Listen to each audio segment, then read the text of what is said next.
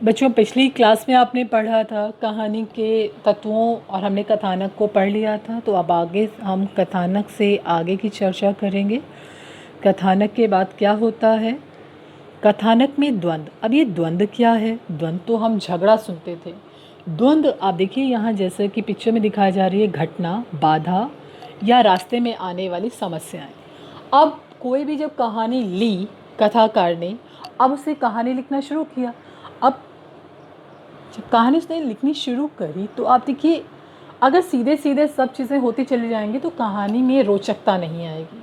ये द्वंद्व एक रोचकता लेकर आता है। अगर बाधा उत्पन्न नहीं हुई तो कहानी पूरी। वंशीधर के सामने अगर आलोपी दिन को वो सज़ा दिला देता तो कहानी वहीं ख़त्म हो जाती। या ईदगाह में हामिद को पूरे पैसे मिल जाते तो वो अपनी मनचाही चीज़ें खरीद के आ जाता। कहानी में कुछ बाधा ही नहीं थी, कोई समस्या ही नहीं आई। समस्या तो भाई ना, जब ईदगाह मतलब जब मेले में जाता है, हामिद के पास कोई भी पैसा, बिल्कुल पैसे नहीं हैं, वो किस तरह से हर एक चीज़ का चुनाव करता है, उसके सामने कितनी सारी समस्याएं आती हैं, क्या ले क्या ना ले, ऐसी कौन सी चीज़ ले जिसमें सब चीज़ें सब खुश हो जाएं और उसके पैसे भी ऐसे व्यर्थ ना जाएं। और अगर आरोपी दीन बाइज़्ज़त बरी नहीं होते तो वापस वंशीधर को कैसे एक इतना अच्छा पद मिल पाता, कैसे आगे कहानी बढ़ती। ठीक है, या नमक कहानी में अगर सफ़िया सीधे सीधा नमक ले जाती तो इतने सारे लोगों से वो कैसे मिलती। तो ये सब चीज़ें बाधाएं हैं। ये बाधाएं जब आती हैं तभी कहानी में रोचकता भी आती है और कहानी विस्तार पाती है। अब देखिए, अब एक कहानीकार जैसे आप हैं, आपको मैं कहती हूँ एक कहानी लिखो। आप कहेंगे कहानी कैसे लिखें? आप किसी भी जगह गए, जैसे अब कोरोना का समय चल रहा है, इतनी महामारी का समय चल रहा है, तो आप अगर बाई चांस आप किसी हॉस्पिटल में जाते हैं या किसी जगह जाते हैं, आप वहाँ देखते हैं एक मरीज़ खड़ा है, लाइन में कतारबद्ध है, उसका इलाज नहीं हो पा रहा, उसे बहुत सारी समस्याएं आ रही हैं।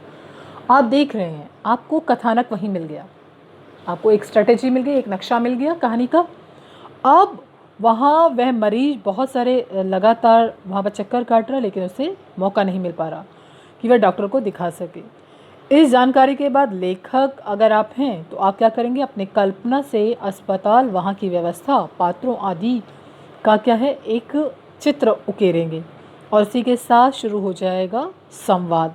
संवाद के आधार पर आप एक कहानी लिखना शुरू कर देंगे। अब आपको एक परिवेश मिल गया। देखिए यहाँ पर क्या है, कार्य व्यापार, उन डॉक्टर्स का जो कार्य है, किस तरह से वो कार्य करते हैं। अस्पताल एक परिवेश मिल गया, अस्पताल के लोग पात्र हो गए, अस्पताल में प्रयुक्त होने वाली अलग अलग तरह की ध्वनियाँ जो कि हम ब्रैकेट में करके एक बताते हैं कि क्या चल रहा है। इस तरह से आप कहानी लिखने में के लिए आपको एक पूरा वातावरण मिल जाता है। अब आती है पात्र, पात्रों का चरित्र चित्रण। कहानी में पात्रों का बहुत महत्व होता है। आपने देखा है, जब आप नमक का दारोगा कहानी पढ़ते हैं तो वंशीधर, वृद्ध मुंशी, आलोपी दीन, ये तीन पात्र आते हैं जिनसे आप सारी चीज़ें समझ पाते हैं। उधर आप हामिद और उसकी बूढ़ी माँ दादी और जो उसके मित्र हैं उन सब के बारे में आप पढ़ते हैं। या खाना बदोश में आप उन लोगों के बारे में पढ़ते हैं, क्या कहते हैं, सुकिया और मानू, इनके बारे में पढ़ते हैं। तो ये जो हैं कहानी को आगे बढ़ाते हैं और एक रोचकता प्रदान करते हैं। आज जब पात्र आते हैं, पात्रों का चरित्र का चित्रण कैसे होगा? अब देखिए, वंशीधर कैसा व्यक्ति है कहीं नहीं बताता लेखक।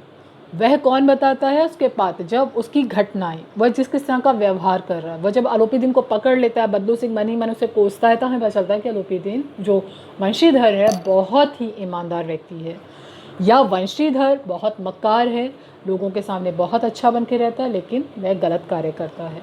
नमक कहानी हम जब पढ़ते हैं तो हमें पता चलता है सफ़िया कितने, उसके चरित्र में कितनी दृढ़ता है, वह भावुक है और किस तरह से वह समझदार है, सबके साथ मतलब चुरा के नहीं बल्कि सबको दिखा के समझाते हुए वो लेके जाती है नमक।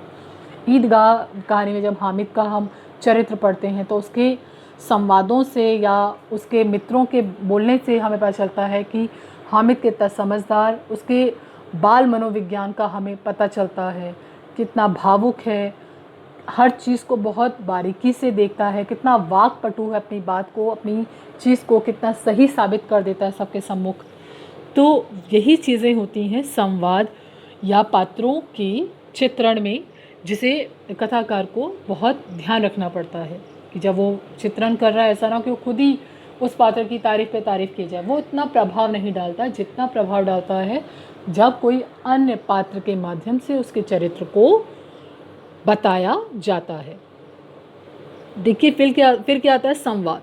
संवाद बहुत महत्वपूर्ण है। संवाद से हमें उस समय की परिस्थितियों का पता चलता है, देश काल वातावरण का पता चलता है। संवादों से हमें पता चलता है कि लेखक किस तरह की पृष्ठभूमि को लेकर कविता मतलब कहानी रच रहा है। जब हामिद बोलता है तो उसमें बचपन झलकता है उसके बोलने में, कि मेरा चिमटा तो अगर मैं कंधे पे रख लूँ तो बंदूक बन जाए, अगर मैं नीचे ज़मीन पे डाल दूँ तो वो एक डंडा बन जाए, अगर मैं किसी व्यक्ति को मार दूँ तो वो हथियार बन जाए। तो ऐसा लगता है छोटा सा बच्चा किस तरह से मतलब बता रहा है अपनी विशेषताएं। और जब नमक का दारोगा हम पढ़ते हैं तो वो कहता है वृद्ध मुंशी की ऐसे लड़के से तो निपुता होना अच्छा था, कोई बच्चा ना होता मर जाता है, मतलब इस तरह से उसे कोस रहा है। तो हमें पता चलता है कि किस तरह का समय है, मतलब कष्टों में चल रहा है जीवन। उम्मीद थी उस बच्चे से कि वो पैसा कमा के लाएगा। तो उस भाषा से हमें पता चलता है किस पृष्ठभूमि की भाषा है। संवाद बहुत लंबे नहीं होने चाहिए, छोटे हों, स्वाभाविक हों और एक अपने मतलब उस कथा या उस घटना को व्यक्त करने में सक्षम हो, ऐसे संवाद होने चाहिए और जिससे एक रोचकता बनी रहे पाठक में। फिर देखिए उत्कर्ष। उत्कर्ष मतलब क्लाइमैक्स, ख़त्म, समापन। कहानी अगर सही मोड़ पर आकर समाप्त नहीं की जाती तो कहानी अधूरी रह जाती है। नमक का दारोगा कहानी में अगर आलोपी दीन को मुंशी प्रेमचंद वंशीधर के घर तक नहीं लाते तो कहानी हमें अधूरी लगती। हमें लगता कि सत्य का साथ नहीं देना चाहिए क्योंकि उससे हमेशा कष्ट ही मिलता है। हामिद को अगर घर आकर उस चिमटे को लेकर दादी रोती नहीं, भावुक नहीं होती तो हमें लगता कि हाँ कोई फ़र्क नहीं पड़ा, दादी ने चिमटा उठा लिया और अपना काम करना शुरू कर दिया। तो कहानी को सुखपूर्वक अंत देना, नायक हम भारतीय जो हैं कहानी जब भी पढ़ते हैं तो हमें लगता है हमारा नायक सर्वश्रेष्ठ है, वो हमेशा वो हारना नहीं चाहिए, आखिर में उसी की ही जीत होनी चाहिए। तो इस तरह के मोड़ देते हुए जो कथाकार है अपनी कल्पना को बहुत महत्वपूर्ण तरीके से काल्पनिक होते हुए उसकी खूबियों को जताते हुए एक सुखांत, एक ऐसा अंत देता है जिससे पाठक जो है संतुष्ट हो जाता है। और कई बार वो ऐसे अंत पर छोड़ता है कि पाठक खुद से ही उसका अंत निकालता चले। ठीक है, तो जैसे आपने सभी ने यशपाल की लखनवी अंदाज़ कहानी पढ़ी, आप उस पहाड़ कहानी को पढ़ के बड़े बेचैन होते हैं, ये कैसी कहानी है, तो उसमें पात्र है ना घटना है, कुछ भी तो नहीं है। अगर कोई भी चीज़, जैसे तत्व मैंने आपको बताया, इनमें से कोई भी चीज़ कम रह गया या इसे सही से इसे डील नहीं किया गया, इसे सही से नहीं समझाया गया, या तो कहानी वैसे ही हो जाएगी जैसे खीरे को छिलकर उस पर नमक डालकर सूंघ कर फेंक देना और डकार ऐसे लेना कि आपने उसे खा लिया है। कहानी भी वैसे ही आपको बेचैन कर जाएगी जब तक वह आपकी आकांक्षाओं पर पूरी खरी ना उतरे। तो देखिए कहानी केंद्र बिंदु कथानक होता है, कथानक जो कि शुरू होता है और आखिर तक रहता है और पूरी कहानी इसी के चारों ओर घूमती है। कथानक आमतौर पर कहानीकार के मन में किसी घटना, जानकारी या अनुभव या कल्पना के कारण आता है। अब देखिए प्रवाह चित्र एक बता दिया, इसमें सारा का सारा पूरा कंप्लीट किया गया है। किसी घटना, पात्र अथवा समस्या का क्रमबद्ध विवरण जिसमें परिवेश हो, द्वंद्वात्मकता हो, कथा का क्रमिक विकास हो, चरम उत्कर्ष का बिंदु हो, उसे कहानी कहा जाता है। फिर कहानी के तत्व क्या हैं? कथानक है, दूसरा संवाद, तीसरा पात्र, चौथा देशकाल एवं वातावरण, पांचवा भाषा शैली और छठा उद्देश्य। उद्देश्य होना चाहिए हर कहानी का। कहा भी गया है, मनोरंजन न केवल कवि का कर्म होना चाहिए, उसमें उचित उपदेश का भी मर्म होना चाहिए। मतलब एक एक उद्देश्य हो, किसी मोटिवेशनल हो, मतलब कोई ना कोई ऐसे नहीं मेरा उद्देश्य कहानी लिख दी गई, कोई उद्देश्य ही नहीं है। किसी भी कहानी में द्वंद्व या विरोधी तत्व का टकराव अथवा किसी की खोज में आने वाली बाधाओं, अंतर्द्वंद आदि की वजह से उत्पन्न होता है। तो ये कहानी को फैलाव देता है, विस्तार देता है। कहानी के संवाद कैसे छोटे, स्वाभाविक और उद्देश्य के प्रति सीधे लक्षित होने चाहिए। तो देखिए आप कहानी, इसे पूरी स्लाइड या पूरा वीडियो लेसन में आपने क्या कहानी किसे कहते हैं आप समझ गए, कहानी के इतिहास के बारे में आप समझ गए, कहानी के जो केंद्रीय बिंदु कथानक क्या होता है, इसको अगर आपको व्याख्यायित करना होगा ये आपको पता है, कहानी के तत्वों को आप अच्छे से समझ गए हैं।